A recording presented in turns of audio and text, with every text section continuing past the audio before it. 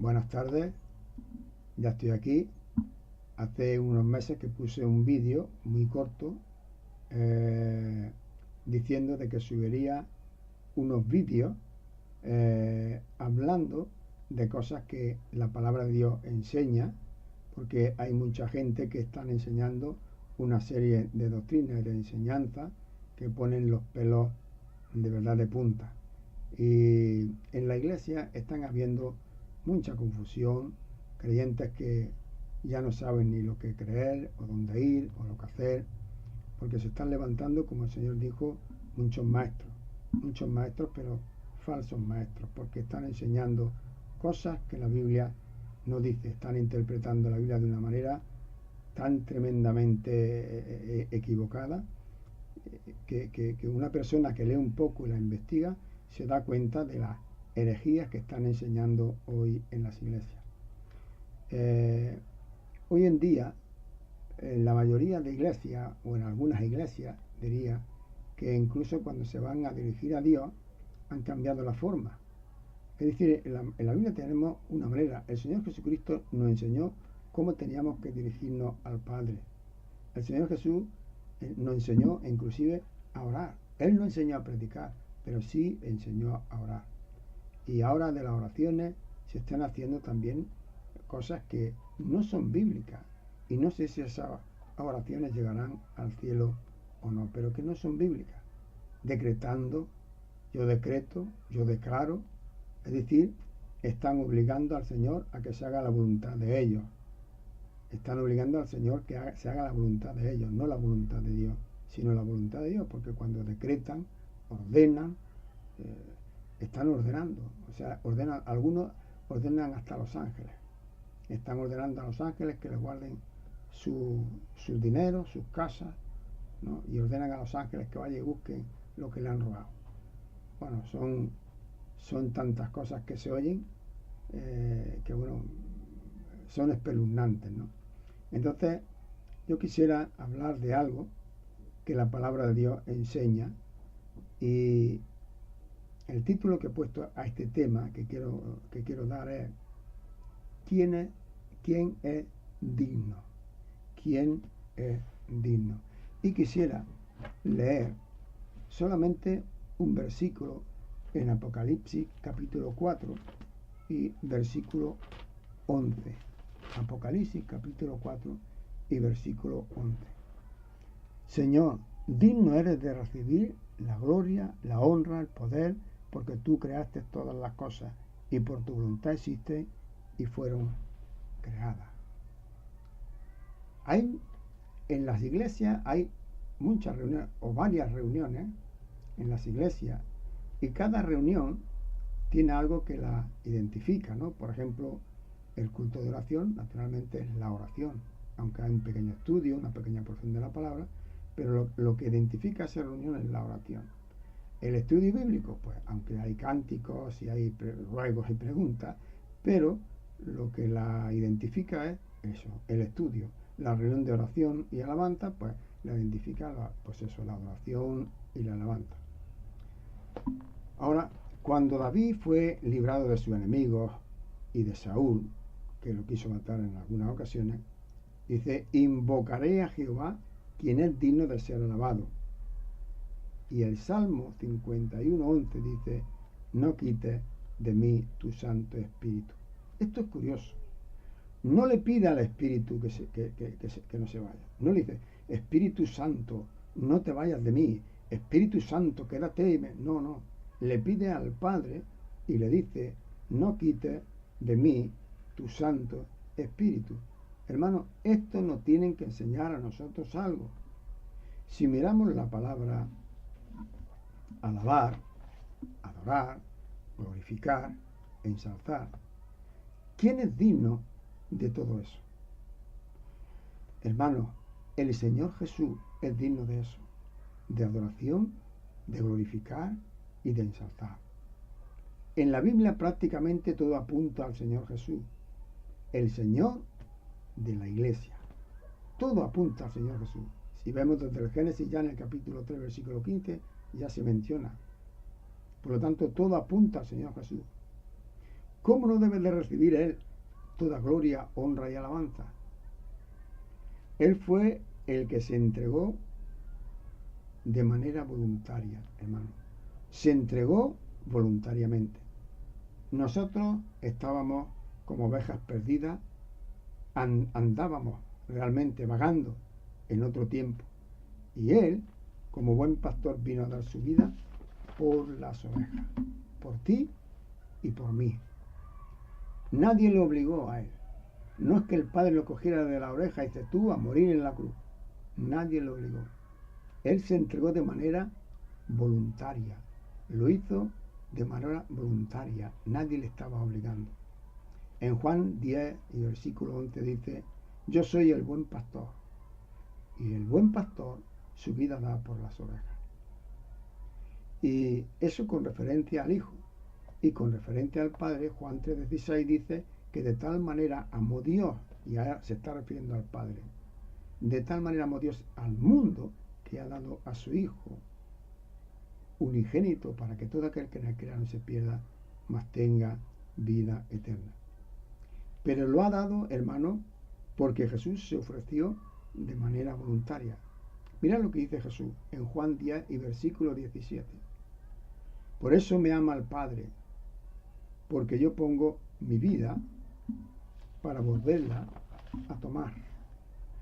O sea que nadie le obliga. Dice, yo pongo mi vida. Yo pongo mi vida. Es de manera voluntaria. Jesús dice, por eso me ama el Padre. A veces la gente ven a un padre cruel, que de alguna manera ya algunas veces me han dicho eso, ¿no? Que como que Dios entrega a su hijo a morir de esa manera tan criminal. O sea, están como culpando al padre de ser violento en ese sentido, ¿no? Y a veces la gente ve a un padre cruel por eso, como que obliga a Jesús por la fuerza. Mirad lo que dice Jesús en el capítulo 10 de Juan y versículo 18. Nadie me quita la vida, o sea, nadie me la quita la vida, sino que yo de mí mismo la pongo. Es decir, de su propia voluntad, Él pone la vida. Tengo poder para ponerla y para volverla a tomar. O sea que es Jesús el que ha hecho la obra, el sacrificio de la cruz. Él es digno de alabar y de ensalzar y glorificar. ¿Por qué? 1.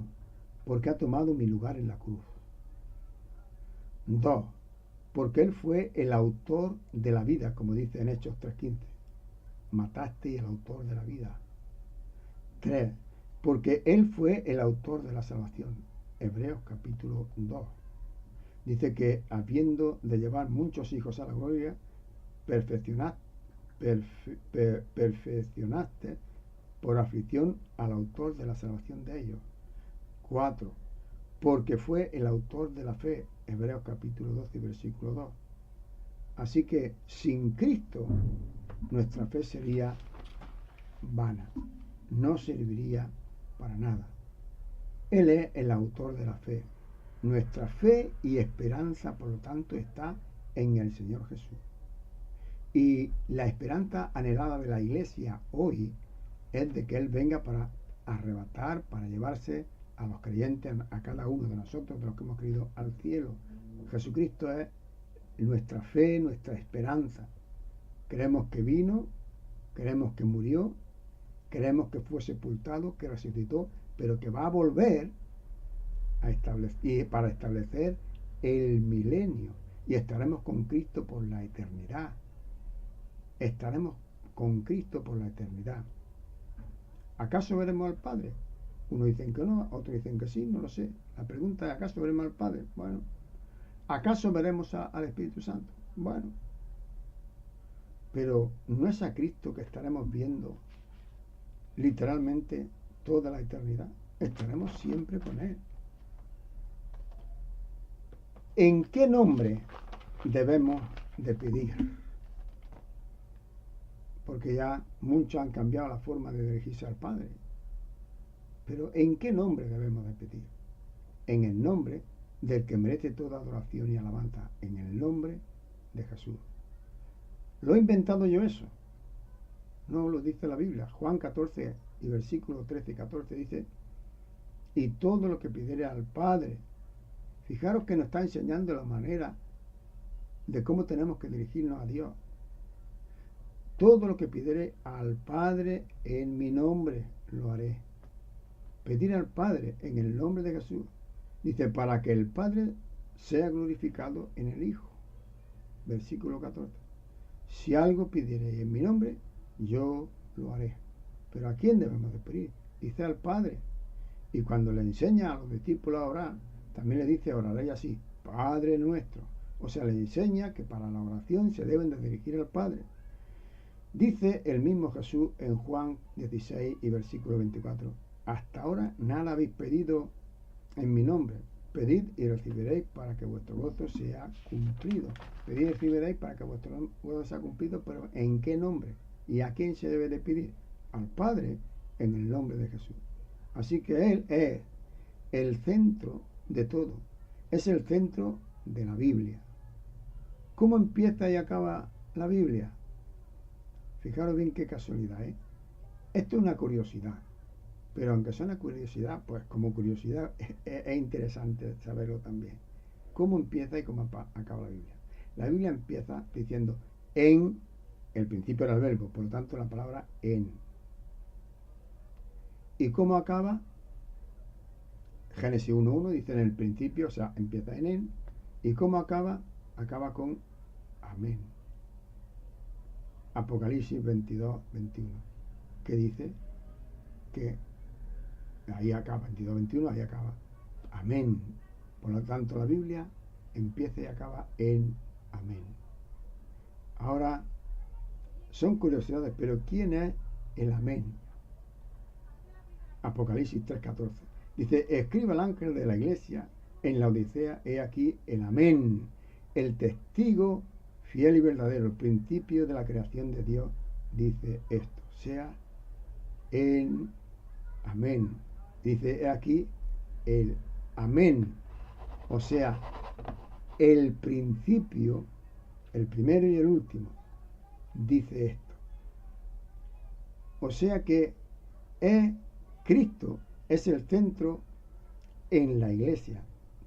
Él dice, donde hay 2 o 3 congregados en mi nombre, allí estoy yo en medio de ellos. Mateo 18:20.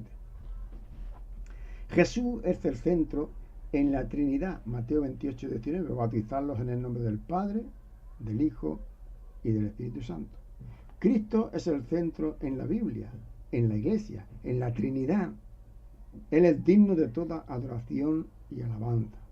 Debemos de alabar a Jesús, como dice en Efesios capítulo 5 y versículo 19, hablando entre vosotros con salmos, con himnos y cánticos espirituales, cantando y alabando al Señor en vuestros corazones. Hermanos, el Trino Dios es eterno, es de la misma esencia y naturaleza. Y dice en Hebreos 1:3, el cual siendo el resplandor de su gloria y la imagen misma de su sustancia, quien sustenta todas las cosas con la palabra de su poder. Siendo Dios cada persona de la Trinidad, el Padre, el Hijo y el Espíritu Santo, sin embargo cada uno tiene su función, cada uno tiene su ministerio, su labor. El Padre es el que escoge, el que predestina, el que llama de alguna manera, pero todo en base al sacrificio del Hijo. En Efesios 1:4 dice, según nos escogió en Él. ¿Quién nos escogió? El Padre. Según nos escogió en Cristo antes de la fundación del mundo. El versículo 3 del capítulo 1 de Efesios dice, bendito sea el Dios y Padre de nuestro Señor Jesucristo, que nos bendijo con toda bendición espiritual en lugares celestiales en Cristo. Versículo 4, según nos escogió en Él antes de la fundación del mundo. Y si leemos 1 de Pedro 1:2 nos dirá, elegido según la presciencia de Dios, es decir, el conocimiento anticipado de Dios. Todo lo que el Padre escogió va a venir a Cristo. Todo lo que el Padre escogió allá en la eternidad va a venir a Cristo.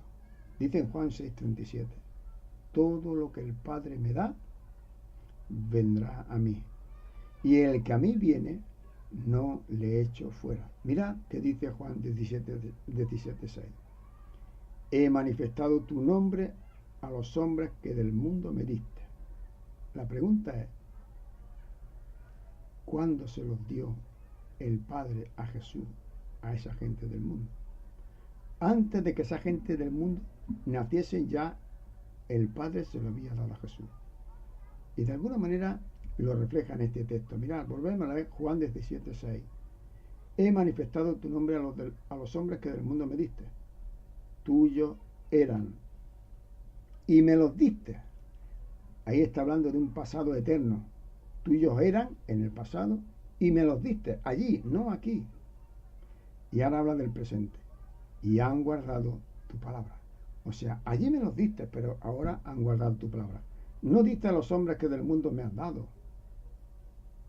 ¿Cuándo se los dio? Antes de la fundación del mundo. El plan de la redención, de la salvación del hombre, aunque son el Espíritu Santo, Dios, el Cristo es Dios y el Padre es Dios, pero el plan de la redención, de la salvación del hombre, nació en el corazón del Padre. Eso nació en el corazón del Padre. Y el Hijo se sometió a su voluntad de manera voluntaria.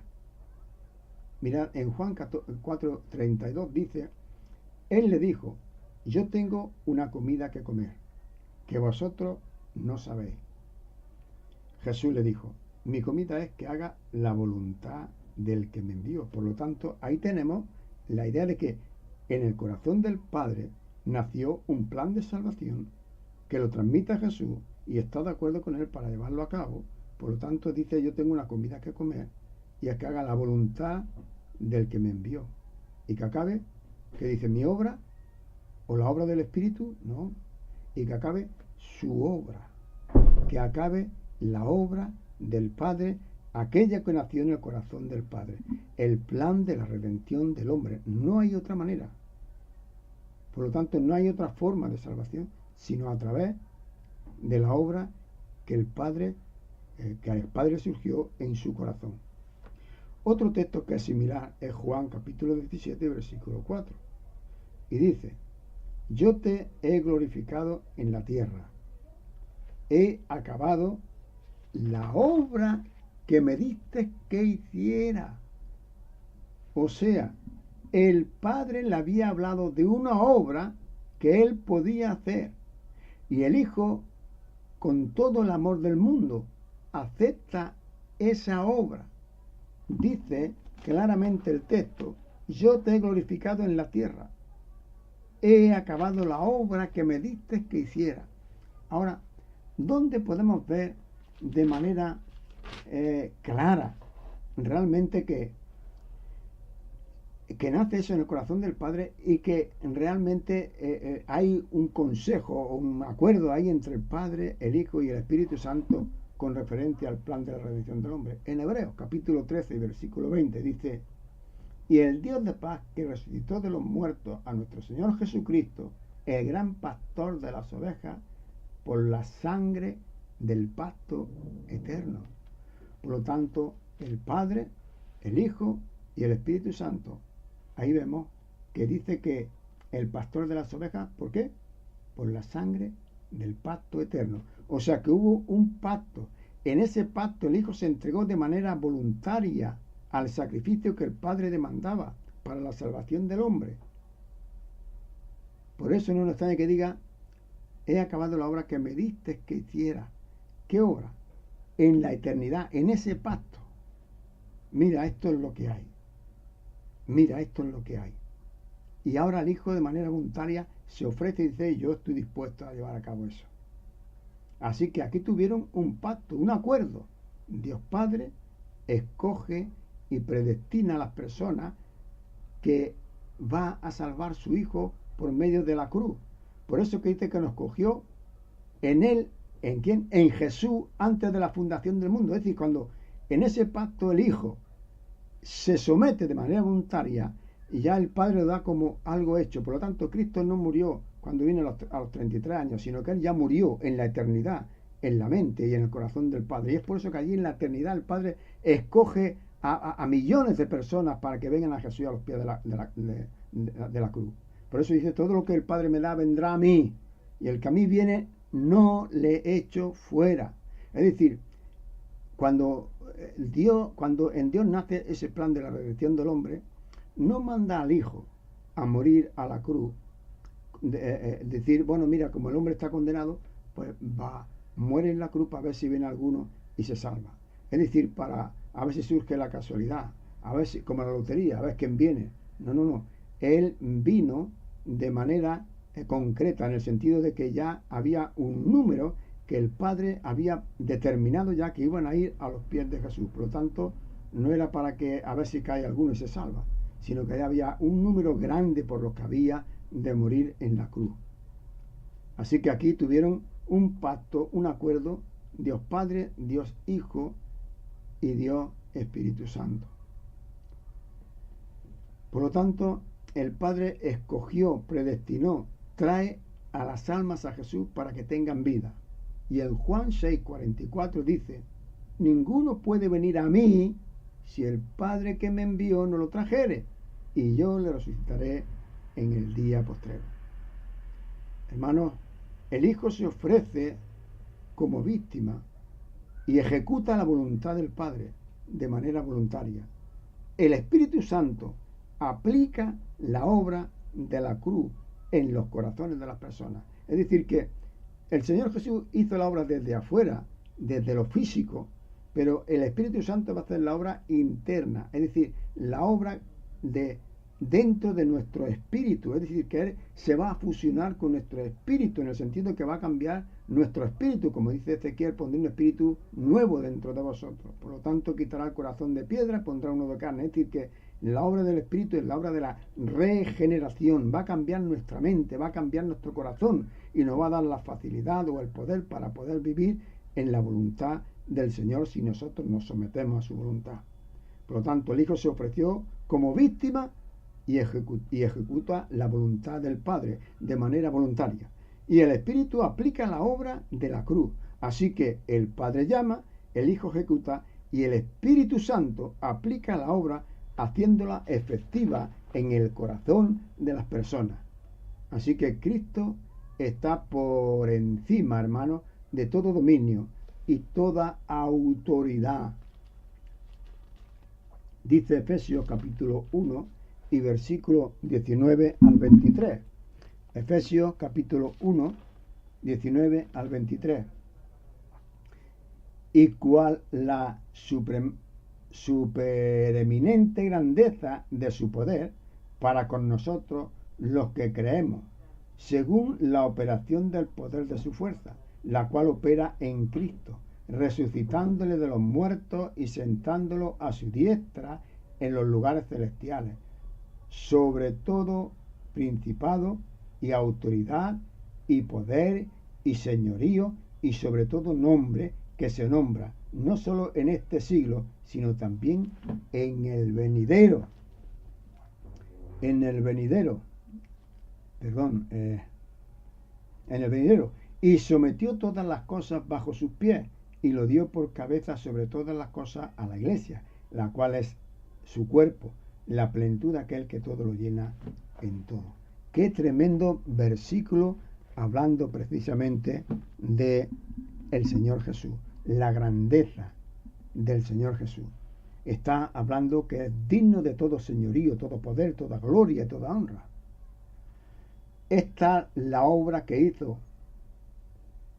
que ahora es el Señor de todo. Y no solo de todo, como dice el mismo texto, de todo principado, poder y autoridad. Y adquirió el señorío sobre todo nombre. Todo estará bajo sus pies. Y es la cabeza de la iglesia, que es el cuerpo de Cristo. Cristo está en un nivel de exaltación que hasta el Espíritu Santo, hermano, le glorifica. Sin embargo, las iglesias están cambiando la forma, el modelo que tenemos en la palabra de Dios, la Biblia. No sé lo que el mundo adelanta con cambiar y tratar de darle la voltereta a todo lo que está escrito en las Escrituras. Capítulo 16. O sea, Cristo está en un nivel de exaltación según la palabra de Dios que hasta el Espíritu Santo mismo le glorifica. Mirad bien el capítulo 16 de Juan, versículo 13 al 15. Pero cuando venga el Espíritu de verdad, es decir, el Espíritu Santo, Él os guiará a toda verdad, porque no hablará por su propia cuenta, sino que hablará lo que oyere, y os lo hará saber las cosas que habrán de venir. Él, fijaros bien el versículo 14, Él me glorificará, porque tomará de lo mío. Todo lo que tiene el Padre es mío. Por eso dije, tomará de lo mío y os lo hará saber. ¿Qué os parece? El Espíritu Santo le glorificará porque tomará de lo suyo. Glorificar es dar gloria. Y gloria en hebreo es kabod. Y significa lo que da peso, lo que da importancia, lo que impone, lo que da prestigio, lo que da autoridad. Un ejemplo como las riquezas, ¿no? Nosotros no hemos sido rescatados con oro o plata, sino con la sangre de Cristo.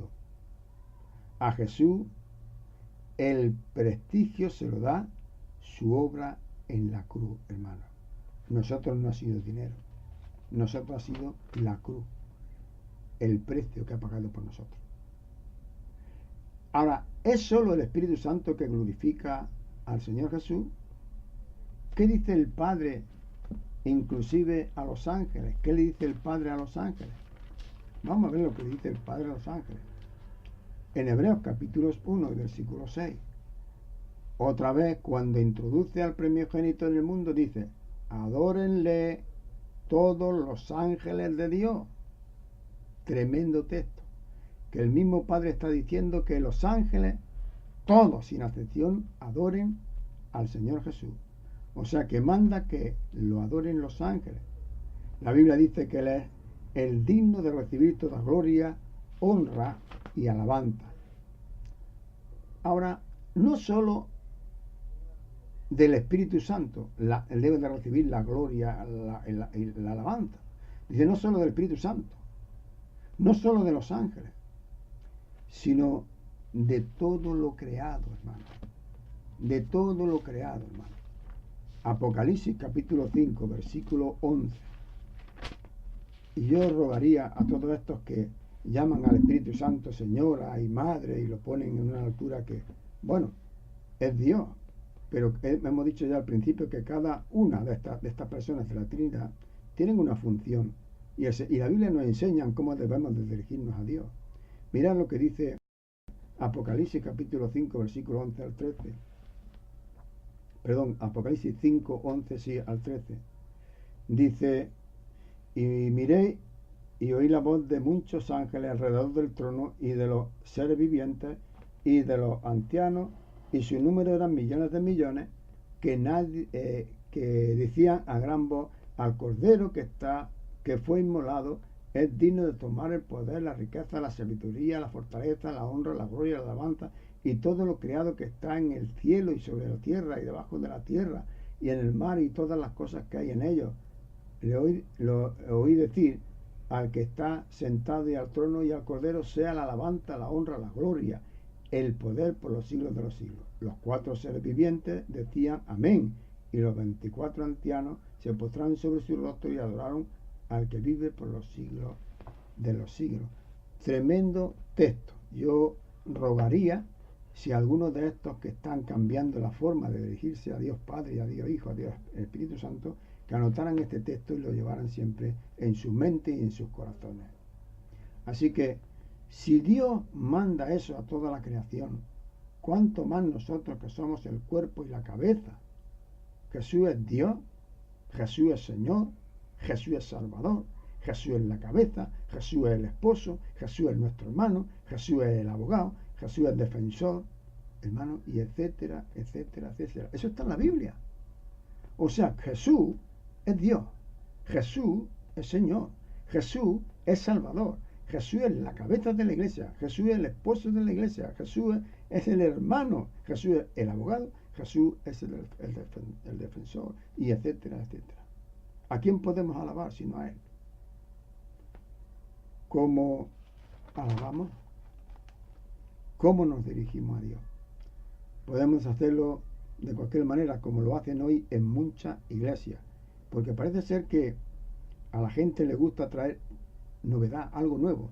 Es decir, para que la iglesia se quede admirada, maravillada y puedan de alguna manera alabar a esa persona. Si alguno sana pegando un sillazo a la persona en la cabeza, que ya lo hacen, el otro pegando guantazos, y si hay otro con chicle, otro con tal, y cada uno va trayendo cosas y se dirigen a Dios. En vez de dirigirse ya al Padre, se dirigen al Espíritu Santo, y en vez de pedirle el nombre de Cristo, le piden el nombre del Espíritu, y en vez de pedirle y están formando una ensalada, un cacao tal que no se aclara a nadie. Ya no se sabe ya no se sabe ni cómo se debe de pedir, y algunos ya exigiendo.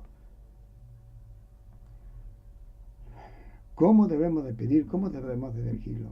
¿Podemos hacerlo de cualquier manera? ¿Podemos hacerlo de cualquier manera? Como nosotros nos agrade o pensemos que está bien, porque lo hemos analizado de manera psicológica, mental, o porque nos creemos muy inteligentes y o lo estamos haciendo de manera bíblica, como nos enseña la Biblia. No olvidemos a Caín y a Abel. Los dos ofrecieron su ofrenda, pero la de Caín no fue agradable delante de Dios. No olvidemos a Nadab y Abiú. Los dos encendieron incienso. Hijos de Aarón. Los dos encendieron incienso y fueron quemados vivos con el mismo fuego. Es decir, con el mismo fuego que querían alabar a Dios, fueron chicharrados, fueron quemados vivos, fueron asados por el fuego. Dios no se agradó. Los dos murieron con el mismo fuego que encendieron para encender incienso a Dios. Una aplicación de esto para nosotros es que la adoración a Dios puede agradar a Dios o puede desagradarle, o mejor dicho, también puede ofenderle. Nadab y Abiú ofrecieron fuego extraño. ¿De qué nos puede hablar esto a nosotros? A veces nuestra manera de adorar o de orar, nuestra manera de venir a Dios, se puede convertir en fuego extraño que en vez de alabar, ofenda también a Dios. Algunos oran y llaman al Espíritu Santo Madre y también le llaman Señora. La pregunta es, ¿hay algún texto en la Biblia que al Espíritu Santo le hayan llamado Madre o Señora? O sea, yo, para mi entender, yo no tengo estudio. Yo he estudiado poquito que he ido al colegio, cuando era pequeñito. Pero yo no tengo estudio. Pero si se presenta en la Biblia a Dios como hombre, al Hijo como hombre y al Espíritu Santo como hombre, ¿por qué lo tengo que llamar yo señora o le tengo que llamar madre? Eso es como si yo le digo a una persona, a un hombre, que es un hombre normal, yo le digo que es un gay. Eso es ofenderlo en cierto sentido. Porque si una persona normal que no tiene ese pensamiento de ser una persona homosexual, y yo le digo eso, que es un homosexual, estoy ofendiéndolo. ¿Dónde está esto en la Biblia?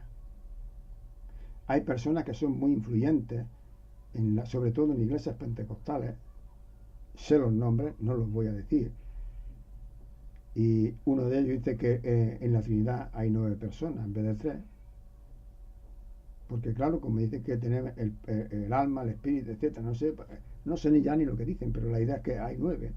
Otros dicen que Cristo fue el primer hombre para nacer de nuevo, y tantas estupideces que dice la gente. otros enseñan que somos dioses. Por eso podemos declarar, decretar y ordenar, y etcétera. Como dioses, hay algunos que le llaman, que dicen, bueno, nosotros como nuestro Padre Jehová, yo soy Jehová Junior. Qué vergüenza, qué herejía. ¿Cómo se puede enseñar eso? Y sobre todo a niños.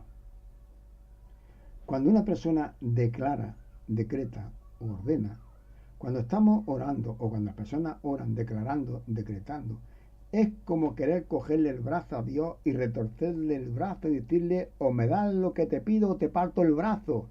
Porque eso es declarar, decretar y ordenar. Eso es querer cogerle el brazo a Dios y dice, o me das lo que te pido o te parto el brazo. ¿Quién puede hacer eso? Nosotros cuando vamos a Dios no debemos de ir de esa manera pidiendo, porque date cuenta que lo que hacemos es pedir.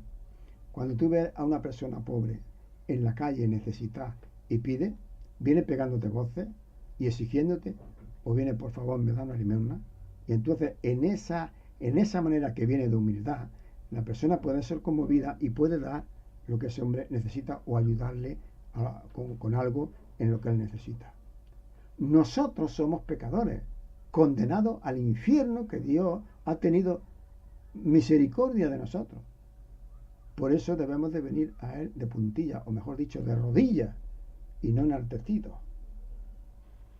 ¿Cómo debemos de hacer las cosas? Como nos manda el Señor hermano, el Señor Jesús, y no como dicen los que se llaman hoy apóstoles y apóstolas, porque ya también hay apóstolas, ¿no? Los que dicen los apóstoles, a las apóstolas, los profetas, que hay profetas por todos lados, hoy en día.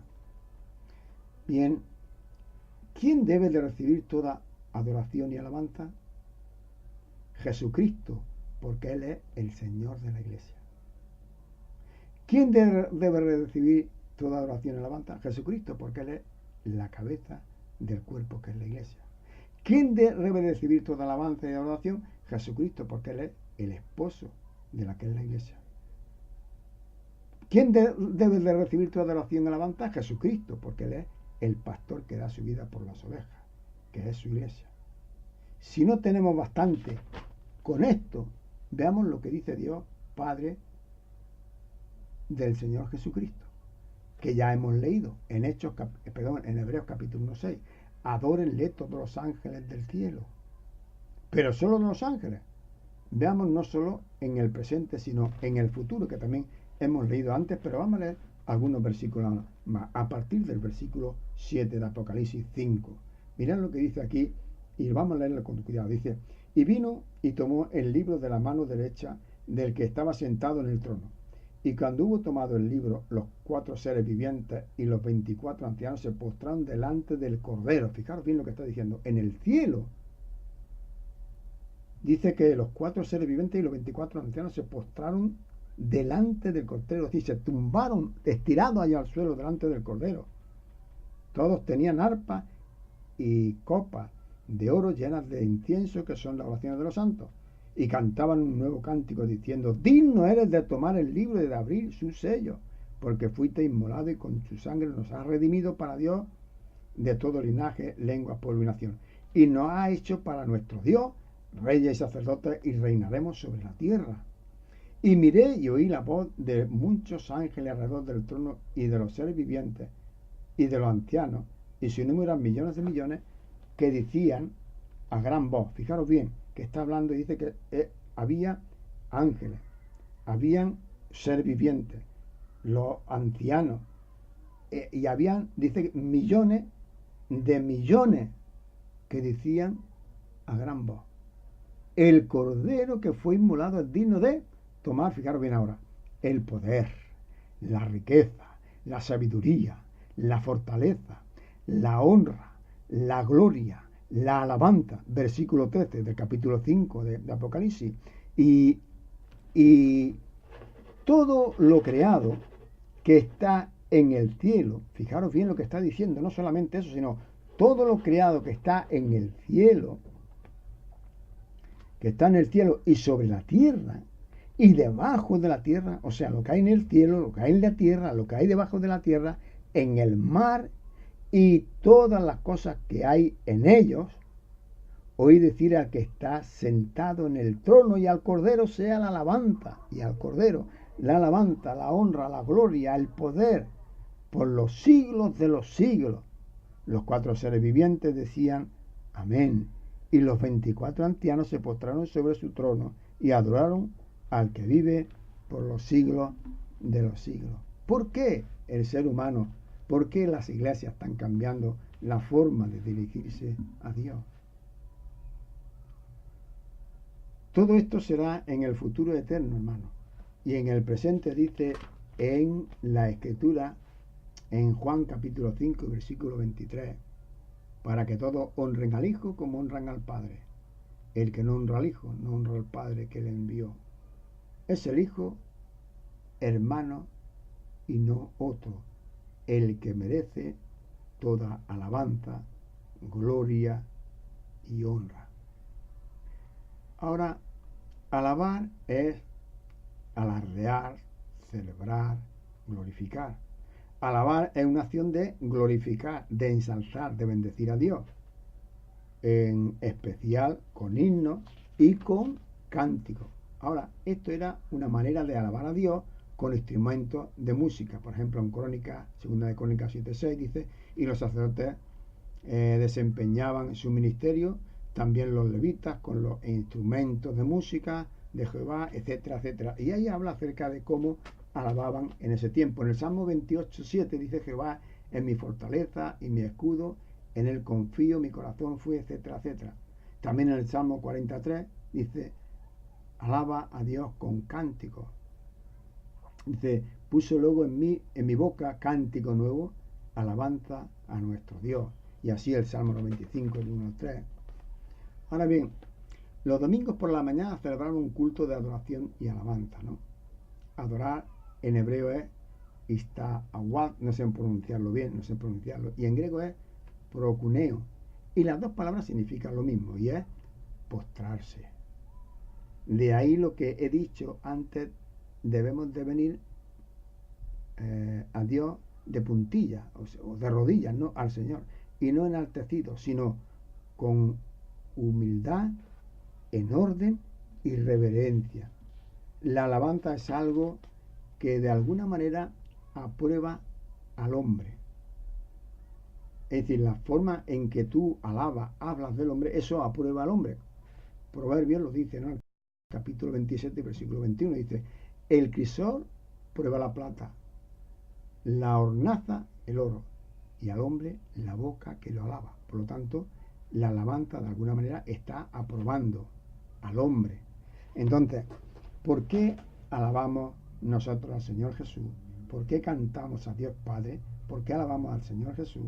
Precisamente por la labor, porque estamos de alguna manera aprobando o probando a ese hombre realmente la obra que hizo por cada uno de nosotros. Hermanos, con la alabanza estamos reconociendo, aprobando, estamos aceptando la labor, el mensaje y la obra de Jesús a nuestro favor en la cruz. Y lo reconocemos como digno de supremo honor, gloria y alabanza, que es lo que hemos leído en Apocalipsis. Quisiera decir ya para acabar dos cosillas, y es que ¿Cristo no es Dios? Sí, pero en la obra salvifica, el Hijo se sujetó al Padre, porque Él dice, yo no vine a hacer mi obra, sino la obra del que me envió, ¿no? La del Padre. Ahora, ¿el Espíritu Santo es Dios? Sí, pero en la obra salvífica el Espíritu Santo está sujeto al Padre y al Hijo. Juan capítulo 16 y 13. No habla por su propia cuenta, sino que hablará de lo mío y lo hará saber. Es lo que dice, ¿no? Hablará todo lo que oyere. ¿De quién? Del Padre y del Hijo. Dice el versículo 14, Él me glorificará porque tomará de lo mío y lo hará saber. Y lo del Hijo también es del Padre. El Espíritu Santo habla lo que oye del Padre y del Hijo. Todo lo que tiene el Padre es mío. Por eso dije, tomará de lo mío y os lo hará saber. Hay un orden establecido por Dios, hermano. ¿Por qué tienes que romper el orden que Dios ha establecido? Y yo acabo con esto. Yo rogaría que cada uno de vosotros examinarais la palabra de Dios y que volvamos al origen, al principio, y no tomemos el giro que está tomando el mundo, porque al final estamos viendo que estamos pagando o se están pagando las consecuencias de haber apostatado de la verdad del Evangelio. Que el Señor os bendiga, y pronto subiré otro vídeo hablando también de cosas similares a estas, escatológicas y otras no escatológicas. Que el Señor os bendiga. Amén.